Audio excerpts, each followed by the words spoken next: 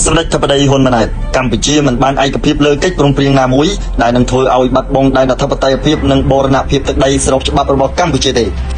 សម្ដេចធិបតីហ៊ុនម៉ាណែតនាយករដ្ឋមន្ត្រីបានលើកឡើងតាមបណ្ដាញសង្គមនៅថ្ងៃទី19ខែតុលានេះថា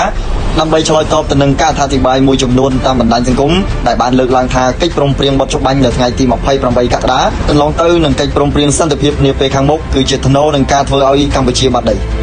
សម្ដេចធិបតីហ៊ុនម៉ាណែតបានលើកឡើងដូចនេះថាខ្ញុំសូមបញ្ជាក់ជូនបងប្អូនជនរួមជាតិដោយសង្កេតថាកិច្ចព្រមព្រៀងបទច្បាញ់28កក្កដា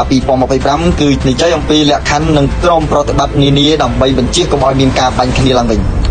កិច្ចព្រមព្រៀងសន្តិភាពដែលក្រុងធ្វើនៅពេលខាងមុខគឺនិយាយអំពីការរៀបចំលក្ខណៈនិងក្រមប្រតិបត្តិនានាសម្រាប់បង្កើតនៅធានាបរិយាកាសអំណោយផលដើម្បីឈានទៅបញ្ចប់ចំនួននិងស្ដារឡើងវិញនៅទំនាក់ទំនងរវាងប្រទេសនិងប្រទេស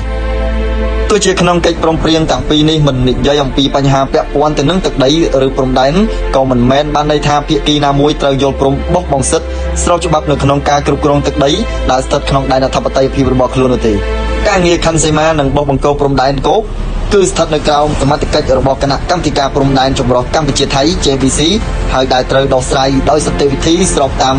សន្ធិសញ្ញាអនុសញ្ញានិងកិច្ចព្រមព្រៀងដែលមានស្រាប់រវាងប្រទេសទាំងពីរកម្ពុជានិងថៃ